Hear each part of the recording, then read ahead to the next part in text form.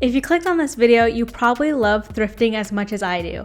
And when you start thrift flipping your clothes, you unlock a whole new world of unique clothing that is perfectly tailored to you. I've been thrift flipping since before TikTok transitions were a thing, and especially when I was younger in my sewing journey, altering secondhand clothes helped me grow in my sewing skills so much. Back then, I was treating the clothes like more affordable fabric, and that still holds true today. But additionally, I love thrift flipping because sometimes I feel like starting from something rather than starting from scratch. So for today's video, I wanted to talk through how I plan my thrift flips and some things that I keep in mind so that I end up with a successful garment. But quickly, if you've never heard of thrift flipping before, I'm referring to the popular sewing trend where people take their thrifted items and alter them. Sometimes people also call this upcycling. I'm not referring to thrift resellers, in case I need to make that clear, since that was the only definition that popped up when I put thrift flip in Urban Dictionary. So the first thing I grab when I'm thrift flipping is inspiration. You can find a ton of thrift flip content on TikTok and YouTube, and I think this is helpful for two reasons. One, you can see how people work through their projects and kind of start to think outside the box if you've never done a thrift flip before.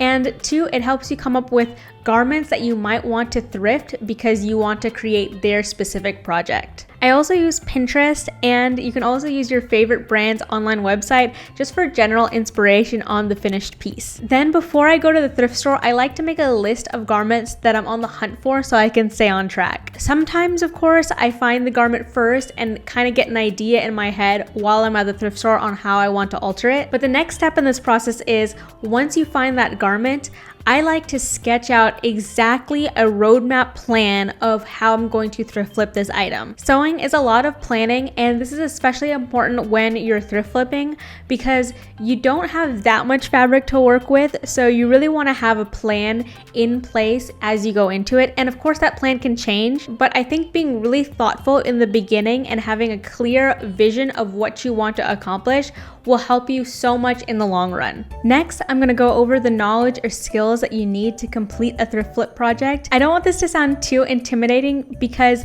the biggest thing you'll need is just patience. But in this section, I'll also be covering fit understanding and fabric knowledge. So the biggest thing you'll need, as I said before, is patience. So you'll obviously need patience to make that roadmap plan. And then I like to start seam ripping, and seam ripping requires a lot of patience, especially when you're working with thin fabric, because you don't want to cut away at the fabric itself. You just want to get the threads. And because seam ripping is so tedious, I do see some people cutting away at their thrift flip projects, and I will also do that myself when it makes sense. But I personally like to seam rip my projects because you get the most fabric to work with. Another thing that requires a little bit of patience is just pressing your seams. So I like to press my seams flat after I seam ripped, and also in the process of sewing your garment, you want to press between each step. This solidifies your seam and makes it one with the rest of the seams. This is especially important when you're not seam ripping everything and you're leaving maybe the top of the garment as is and you're doing things to the bottom of the hem. Also, pressing along the seams before you cut anything out allows me to get a flattened garment that's easier to work with. Of course, this depends on what your roadmap is or what your project requires. So for example, in my Inspired Tee project, I cut away that hem instead of seam ripping it all out because I actually didn't need that extra fabric. The most important thing to keep in mind in your roadmap is seam allowance. And I would say specifically the hem seam allowance, because hems are generally thicker and you want that same thickness for a nice drape in your end result. And so that's why that's so important.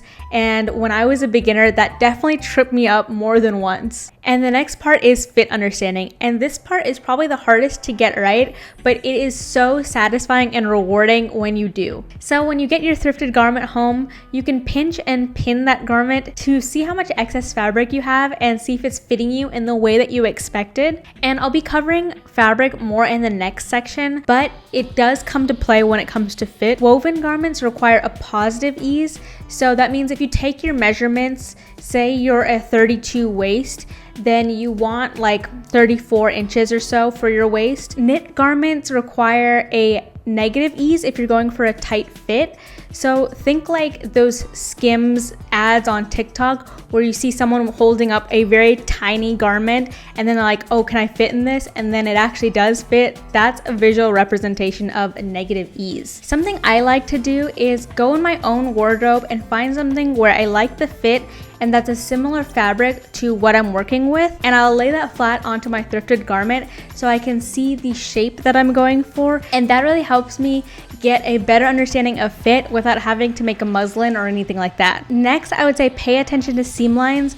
Look at what is already in the garment and figure out what you can add or manipulate to get the shape that you want. And also think about how your cut and sew lines will be laid out. And remember that the seam allowance will take away from the overall amount of fabric you have. And just keep that in mind as you're pinning and pinching your garment. It might be better to leave more fabric in the beginning and then trim it down towards the end than to cut too much away in the beginning. But also remember that thrift flipping is supposed to be fun, and you can usually find a creative way to correct mistakes if you do accidentally cut away too much fabric in the beginning. So I am going to mention this again because I did make this mistake more than once. Remember your hem allowance, and remember that it usually requires more than your regular seam allowance. Sometimes I like to use what already exists so I don't have to re-hem anything, but maybe that's just me because I don't really particularly like hemming things. So for the pink top that I was working on in my thrift flip workout video, I actually cut a middle seam in that garment so I can shorten it from there rather than taking apart the hem and redoing it. And that was because I like that seam line, but also because I don't like hemming. And lately I've also really been liking adding special touches to my garments. So for the thrift flipped hoodie video, I added pin tucks to the pocket, and that actually shrunk my pocket down to make it work for that garment.